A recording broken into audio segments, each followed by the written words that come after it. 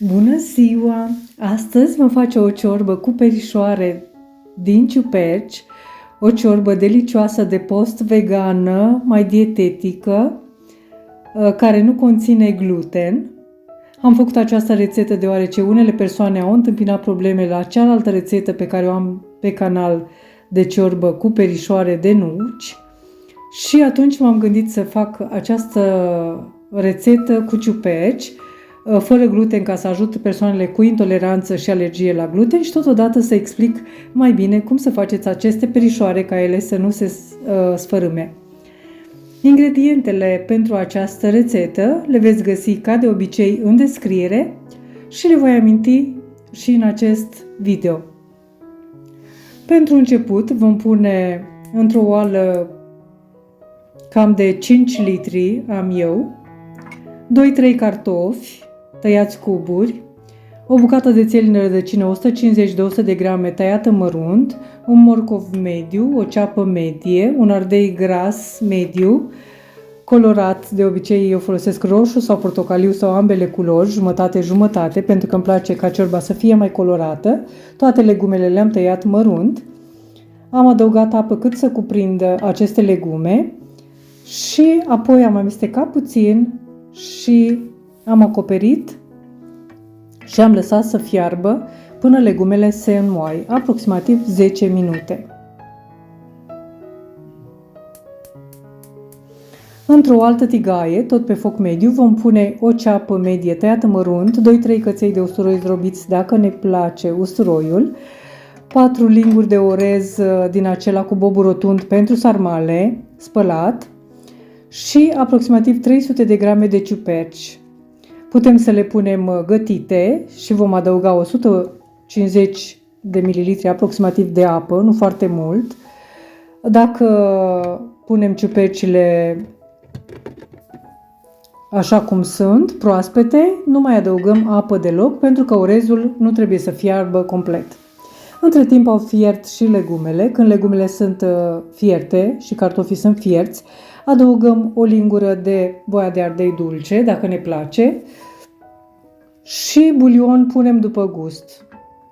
Eu la o oală de 5 litri pun și 500 de mililitri de bulion, pentru că îmi place foarte mult, dar puneți după gust, de la 300 de mililitri până la 500 de mililitri. Puteți adăuga. Adăugăm și zeamă de lămâie sau boș proaspăt, la fel punem după gust, ceea ce ne place. Bineînțeles, după ce am completat oala cu apă, cu aproximativ 3 degete mai jos de marginea de sus a oalei.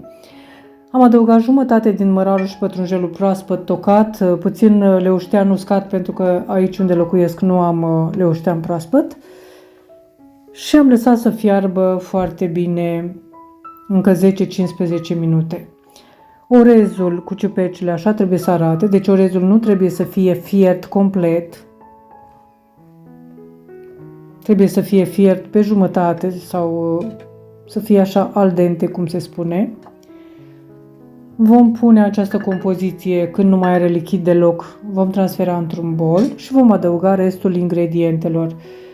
Sare sau vegeta fără monoglutamat, o lingură de tărâță de psyllium, 4 linguri de fulgi de drojdie inactivă și 4 linguri de făină de năut. Aceste ingrediente trebuie să fie etichetate ca fiind fără gluten pentru persoanele cu intoleranță sau alergie la gluten. Lingurile nu trebuie să fie foarte pline. Vom amesteca foarte bine, putem să punem și puțin pudră de usturoi sau, dacă ne place, alte condimente pe care le folosim de obicei la perișoarele pentru ciorbă. Și vom forma aceste perișoare. Mie mi-au rezultat în jur de 20 și ceva de perișoare. Acestea, dacă doriți să fie mai multe în ciorbă, puteți să dublați rețeta sau să faceți o rețetă jumătate din ingredientele pentru perișoare. Când sunt gata perișoarele și ciorba fierbe, vom adăuga perișoarele în ciorbă. Aveți grijă, dați focul la mic sau puteți să o stingeți puțin până puneți perișoarele, dacă doriți să fiți mai siguri că nu se vor sfărâma. Dar eu de obicei nu întâmpin această problemă și vă spun cu siguranță aceste perișoare nu se vor sfărâma.